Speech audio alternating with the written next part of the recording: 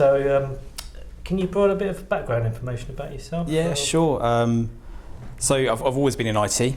I did an IT degree in modern languages, and I kind of fell into that simply because it was a shorter course than doing modern languages. It was the European studies at the university I chose, so that's kind of how I fell into it. Had no real passion or interest in technology at that time at all, and it was during that course I really became aware of the benefits of IT and the things it can do for businesses, and that's where all the connections and the sparks started to happen in my head, and really the interest has grown from there. I realised very early on in my career that I wasn't a developer, wasn't a programmer. I couldn't troubleshoot my own code.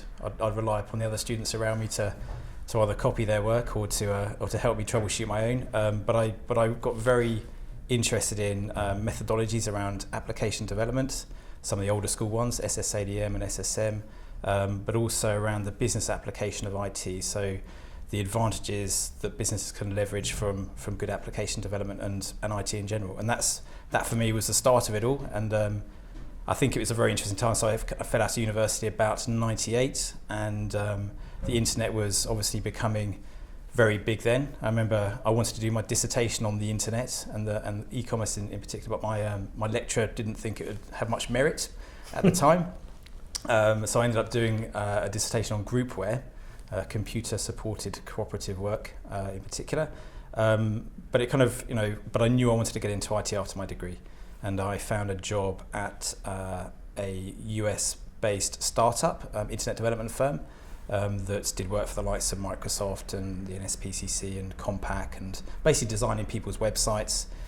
Before there was content management systems, so I'd be responsible for updating people's websites with new details of products and programs coming online for the BBC, that sort of stuff. And that was the introduction to it. And from there, I kind of stayed on the kind of the internet development side in the role of a project manager, and I moved much more into a kind of creative role. So I went into, I think at the time you had organisations realising that their brand was in the hands of the IT function, particularly with the web, and they were clawing that back into marketing, and realised the power of a website and in terms of the brand and kind of getting reach for particular companies. So there's a big push to actually get much more kind of involved in corporate identity and branding work, and that was really, really interesting. So I did that for a while, kind of naming some companies in the kind of the .com era, a few kind of shopping sites that no one would have ever heard of now that just went pop or got bought overnight, and then that industry kind of went pop, as we all know, and from there I went into managed hosting. So I went to work for a company called Attender, spent 9 years there, again another startup, managed service business, and from there, a variety of roles, pretty much, kind of working my way around the business, really from kind of implementing new services and products through to kind of running the pre-sales team, the project management team, the service management team, some of the sales operations functions, and ultimately owning much of the customer journey for that business. And then I went and worked at Rackspace and created an enterprise-grade service delivery function for them, and ended up running their entire European business for a period of time. So I was Vice President of Europe, Middle East and Africa for their enterprise business, which was a great time, and I learned a huge amount around customer service and what you need to do to deliver great outcomes for your customers. And most recently I'm working at Adapt as Chief Operating Officer, and really responsible for the end-to-end customer journey again, so look after everything outside of sales and finance at the moment. So yeah, but something I'm really passionate about. It's massively service oriented, and I'm very customer facing in my role. You mentioned in your response about groupware. Can you explain what that? So this, I could barely remember now, but it was about 18 years ago. But it was things like Lotus Notes, but it was all about how we use systems to work better together. Things like Lotus Notes, document sharing, use of email, messaging. So where we've gone today is pretty much what I was talking about back then. And I still think, I think we all recognise that email is a really unproductive way of working, but there are much more smarter ways of working now. And document management systems and intranets and all that sort of stuff are kind of better ways of sharing apps. Yeah, wikis, exactly. Yeah. Yeah. So it's all about that. And it sounds like you've got in on early stages of some companies as they were kind of growing Yes. up, startups. I mean, do you think UK is a good environment for startups? Yeah, I do. Yeah, I really, really do. I think there's a lot of talent in the UK. Absolutely. I think you've got some really, really bright people coming out of universities, lots of great ideas here. I think you see a lot of talent, unfortunately, moving to Silicon Valley to set things up there, because I think there are investors with kind of perhaps different attitudes towards startups than in the UK. But they've got the Hoxton Square area. It's a little mini Silicon Valley there. So I think it's a really, really vibrant place to start a business up here, and I've been really proud to be part of 2 or 3 startups. So yeah. And I also noticed quite early on you were a project manager. Yeah. Can you tell us a bit about what you were doing there, and maybe if you have any tips for project managers that might be watching this? Yeah, that's so I project managed a few different things. I project managed the kind of the development of internet applications, so working with designers and developers, and I've also project managed the release of new services into kind of managed service environments, and also kind of change management, I guess. So I've taken organisations through significant change, which I see as a project. So I guess tips and advice there would be to don't underestimate how much planning you need to do. Always build a contingency in, and I think the difference, and I have a project management team that work with me, and I've got a very strong leader of project management, and we share the same kind of mentality on this. It's a good project manager will worry about the things. They will be worrying. I don't want people to worry necessarily, but they're thinking 2, 3, 4 weeks ahead all the time, and really spotting those little banana skins in the process is going to trip you up and cause delay. And that's what a good project manager obsesses about. It's not just following a process and doing your risk logs and your instant issue logs, etc. It's about a state of mind that you need to be in, continually looking ahead and spotting those things that could trip you up. Well, of course, you hear about it in the news on a regular basis, where IT is often seen to blame for a lot of projects failing. I mean, do you think that's fair, or do you think that's No, I think it is fair. I think it is fair, because I think that comes down primarily to not fully understanding what the outcomes a customer's really looking for. So really understanding, what are you trying to achieve out of this?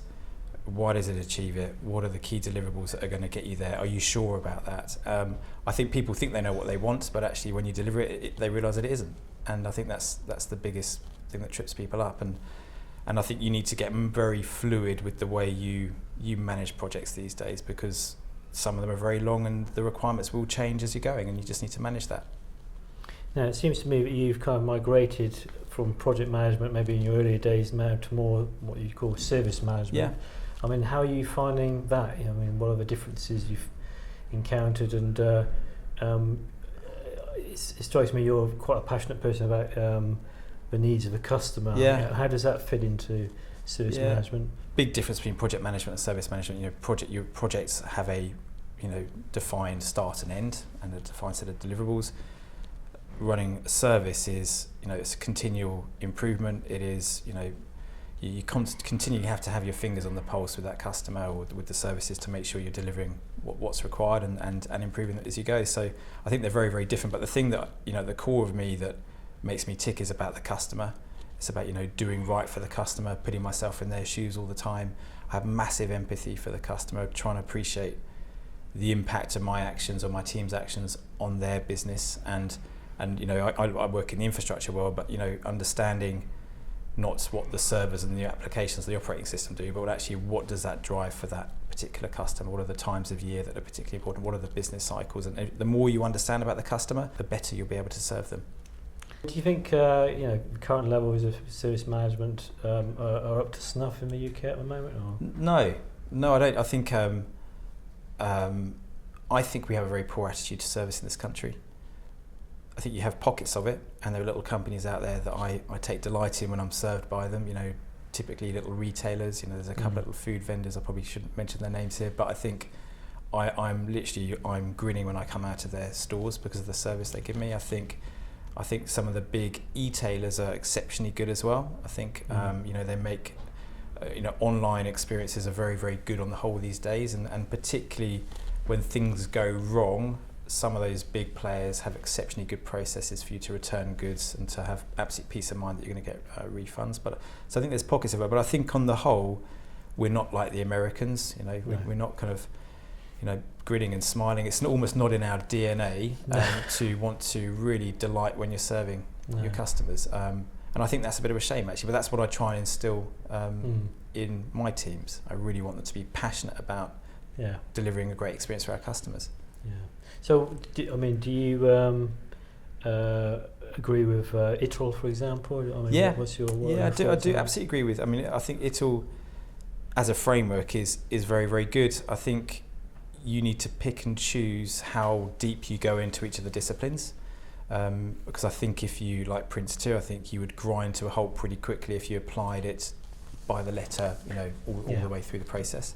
I think it's definitely evolving. It's going to need to evolve ITIL massively, particularly with the introduction of, just the change in the way applications are working with infrastructure. For example, we're moving into a much more continuous integration, continuous development type of approach around application release, and a much more DevOps mentality around application developers and operation specialists working together. And I think that's going to change the role of incident management, change management, problem management entirely. I think the principles remain the same, but incident management is around maintaining availability ultimately, and understanding what the root cause is. But in the new age where you're using cloud infrastructure and have applications designed for cloud infrastructure, why do you even worry about why something's failed when you can build something new just as quick? Maybe it shifts the emphasis onto problem management. When you start to see themes and patterns appearing around failures, then you look at what's actually occurring there. But if you can remedy it so quickly that it's seamless, there's no kind of lack of availability or degradation of performance, then I think it's going to change incident management quite a lot. You mentioned cloud there, so how has cloud computing affected your business recently, and particularly the service management sector? It's changing quite a lot. It's making us have much more emphasis on understanding our customers' workloads and their applications to make sure that we are placing those applications and workloads in the right type of infrastructure or cloud environment for them. It makes things a little bit more dynamic and a bit more fluid. Long gone are the days where you knew that a customer's infrastructure platform comprised 400 servers, X amount of databases, network environments. It could be like that today in the cloud environment, but it could be much smaller or much bigger or different to that tomorrow. Just the way things can change so much more dynamically, and rightly so, because why should you have a platform that is suitable for 2 periods of the year when you can scale it up and scale it down and change it much more dynamically in a cloud environment. So understanding and getting closer to customers' businesses and understanding their workloads is becoming increasingly important in a cloudy environment. So I'm just interested in asking you what you think have been the most interesting developments in technology within your field in the last 4 or 5 years, for example. The big cloud platforms, absolutely. So, infrastructure is becoming increasingly commoditized and increasingly available to anyone and everybody who has a credit card. So developers are coding directly onto the big hyperscaler platforms now, like the AWSs and the Googles and the Azures. So that is a significant change over the last 4 to 5 years. And Adapt, we play a role in that because we are a hybrid cloud expert. So we're a cloud integrator, so we can manage our own private clouds and join them up with other people's public clouds as well, giving our customers the best possible choice of platforms for their workloads. So that's it's changed the nature of us as a business and businesses like us. I think also from a software perspective, you are increasingly seeing software going into the cloud, so software as a service, and that is really changing the models quite significantly for customers and for people out there. So they're only paying for what they use when they use it for a number of licenses, rather than having to worry about all of the infrastructure and the full cost of maintaining that application throughout the life. They can switch it off and scale it out as they need. So I think that's a big shift. And I think all of this is leading to a world where IT is much more of an enabler than it used to be. So you can you can compute far more data than you used to be able to compute, because in the old days, 5 years ago, 7 years, 10 years ago, you wouldn't be able to afford the infrastructure platforms to compute the amount of data that you can compute today. No. So the types of things, there are things that are happening now that weren't even possible then, because the budgets wouldn't allow it to happen. So I think we are researching things much faster. We'll find cures for diseases much faster. We'll probably discover more about the universe than we did before, because of the ability to compute data much faster and much more economically. So I think it's a really, really exciting era that we're at the dawn of, to be honest. And I think, with the application developments, with the kind of the computing environments out there, that we are going to learn so much more about our world and advance much more rapidly in the next 10 to 20 years.